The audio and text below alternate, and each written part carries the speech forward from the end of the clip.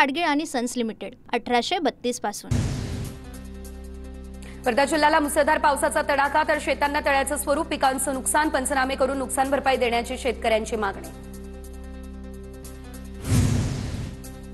अतिवृष्टीमुळे वाशिम जिल्ह्यातील खरीप हंगाम कोलमडला, सोयाबीन, कपाशी, तुरीसह इतर पिकांचं मोठ्या प्रमाणात नुकसान। जळगावच्या पाचोरा तालुक्यात बदलत्या हवामानाचा फळबागांना मोठा फटका, खराब हवामानाचा मोसंबी पिकाला सर्वात जास्त फटका, खर्च जास्त आणि उत्पन्न कमी अशी शेतकऱ्यांची परिस्थिती, पंचनामे करून आर्थिक मदत देण्याची मागणी। मुक्ताईनगर तालुक्यामध्ये अजूनही वन्य प्राण्यांकडून शेती पिकांची नासधूस सुरू, वन विभागाने लक्ष देण्याची शेतकऱ्यांची मागणी, तातडीने पंचनामे करून मदतीचीही मागणी। बुलडाण्यातील संग्रामपूर तालुक्यातील सोयाबीन उत्पादक शेतकरी संकटात, सोयाबीन पिकावर अज्ञात रोगाचा प्रादुर्भाव, त्यामुळे उभी पिकं पिवळी पडून सुकू लागली। परभणीमध्ये सततच्या पावसानं सोयाबीन पिकं ही पिवळी पडली, उत्पन्नामध्ये घट होण्याची शक्यता, सोयाबीन पिकाचं उत्पन्न घटण्याची शक्यता, शेतकऱ्यांचं बजेटही कोलमडणार। पुणे विभागीय कृषी अधिकारी मावळ दौऱ्यावर, भात पिकावरील करपा रोगाची पाहणी करून शेतकऱ्यांना मार्गदर्शन करणार। अतिवृष्टीमुळे नुकसान झालेल्या शेतकऱ्यांना तात्काळ आर्थिक मदत द्या, नांदेड ते बिदर महामार्गावर कंधार तालुक्यातील कवठामध्ये शेतकऱ्याचं रास्ता रोको आंदोलन।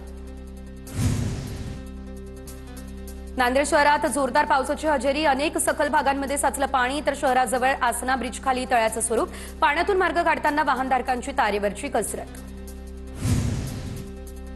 8 दिवसांच्या विश्रांतीनंतर परळी तालुक्यामध्ये पुन्हा एकदा पावसाचं जोरदार आगमन, पावसामुळे शेती पिकांनाही मोठा फायदा होणार।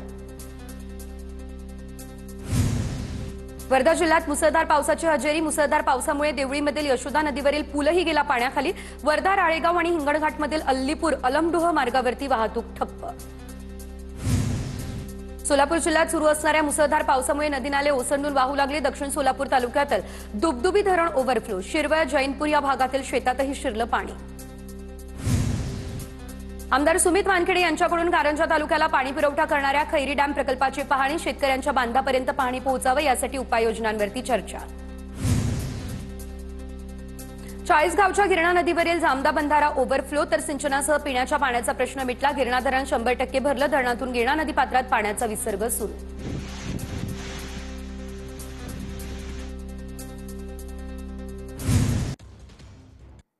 परभणीमध्ये कपाशीला पावसाचा फायदा, तर चांगली बोंड लागल्यानं कापूस उत्पादक शेतकऱ्यांमधून समाधानही व्यक्त।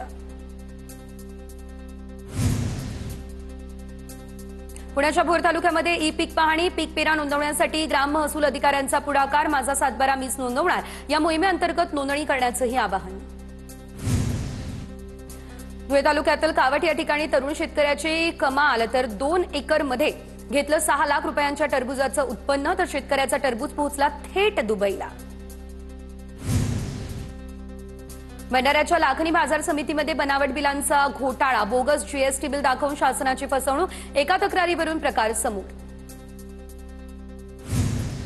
परळी बीड रेल्वे मार्गाचं काम सुरू असताना उड्डाणपूल रद्द करण्याची मागणी, तर परळी तालुक्यातील शिरसाळा शिवारातील खामगाव तपोवन फाटा या ठिकाणी उड्डाणपूल रद्द करण्यासाठी नागरिक आक्रमक।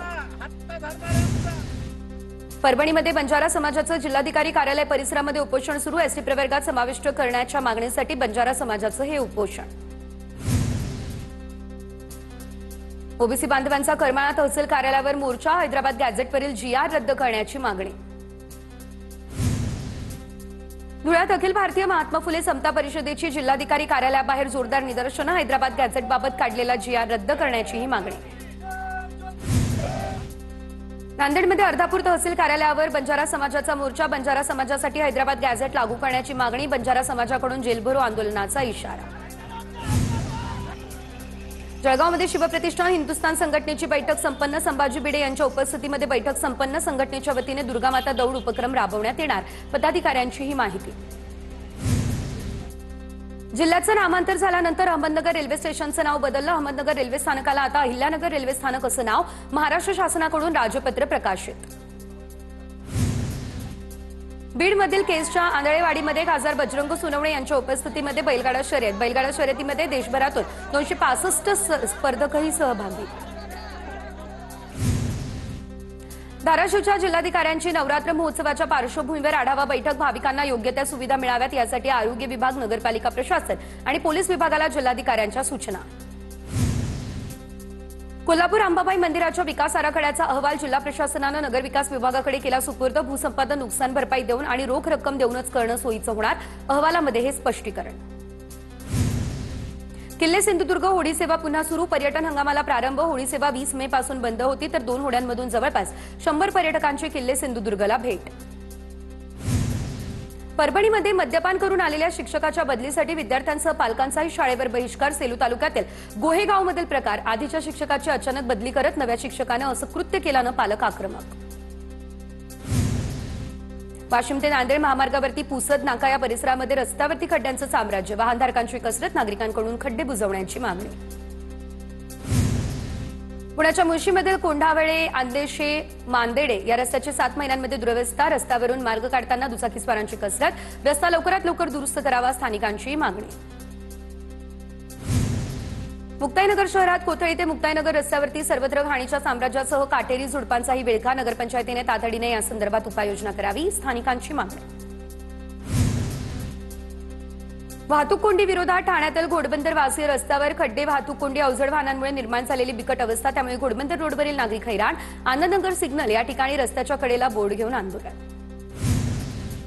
कोस्टल रोडसाठी 2018 मध्ये 26 कोटींचा खर्च करून बांधलेला गोरेगावमधील वीर सावरकर उड्डाणपूल पाडण्याचा निर्णय. उड्डाणपूल पाडण्याच्या निर्णयाला स्थानिक नागरिकांसह काँग्रेसचे आमदार असलम शेख यांचा विरोध. पूना गाडगीळ आणि सन्स लिमिटेड 1832 पासून.